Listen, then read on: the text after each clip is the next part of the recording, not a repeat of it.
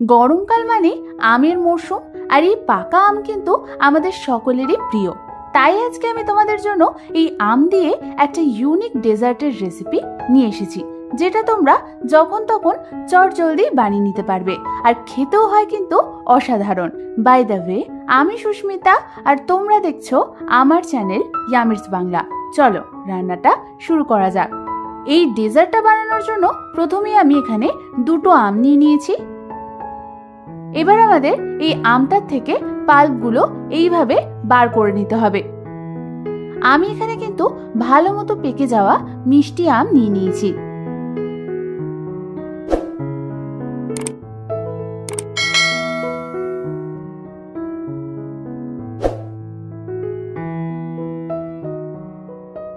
তোমরা দেখো আমাদের দুটো আমেরই পাল্প বার করা হয়ে গেছে।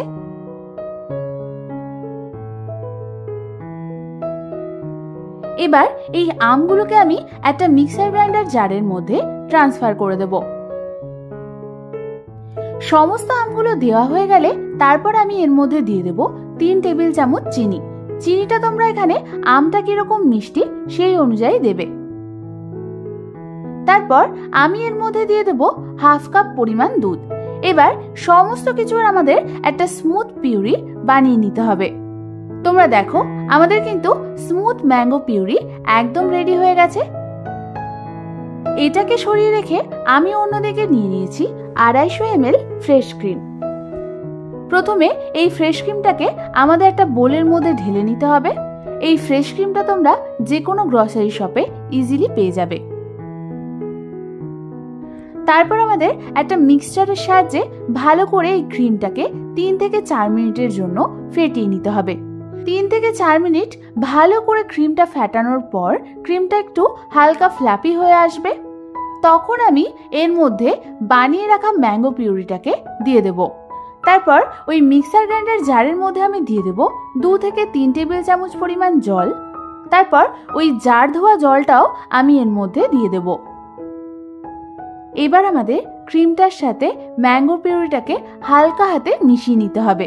তোমরা দেখো ক্রিমটা আর ম্যাঙ্গো পিউরিটা কি সুন্দর ভালো মতো মিশে গেছে।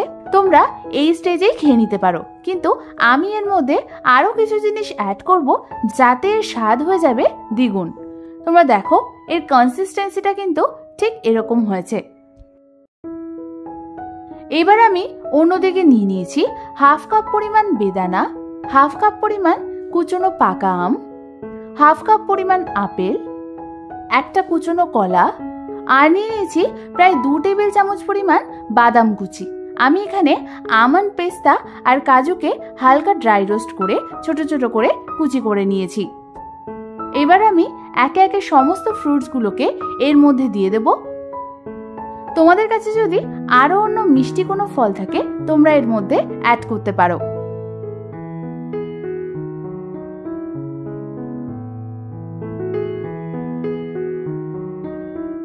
আমাদের সমস্ত ফ্রুটসগুলো এর মধ্যে দেওয়া হয়ে গেছে।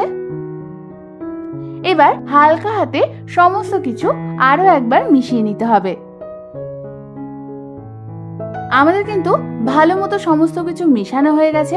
এবার আমি এটাকে ফ্রিজে ঠান্ডা হতে রেখে দেব প্রায় 15 থেকে 20 মিনিটের জন্য। 15 থেকে 20 মিনিট পর ফ্রিজ থেকে বার করে আরো একবার আমাদের হালকা হাতে নাড়াচাড়া করে নিলেই তৈরি হয়ে যাবে আমাদের ঠান্ডা ঠান্ডা ক্রিমি দারুণ স্বাদের ম্যাঙ্গো ডেজার্ট। বাড়ির লোককে যদি চমকে দিতে চাও তাহলে এই ইউনিক ম্যাঙ্গো ডেজার্টটা একবার নিশ্চয়ই বাড়িতে ট্রাই করো। আশা করি তোমাদের সকলেরই খুব ভালো লাগবে। আর রেসিপিটা ট্রাই করলে অবশ্যই আমাকে কমেন্টসে জানিও কেমন লাগলো। রেসিপিটা ভালো লেগে থাকলে একটা লাইক করে দিও। এরকম ইউনিক ইউনিক দারুণ দারুণ রেসিপি পেতে হলে ঝটপট আমার চ্যানেলটাকে সাবস্ক্রাইব করে নাও, আর পাশে থাকা বেল আইকনটাও প্রেস করে দিও। আজ তাহলে এ পর্যন্তই। আমি আবার চলে আসবো তোমাদের কাছে নতুন কোনো রেসিপি নিয়ে।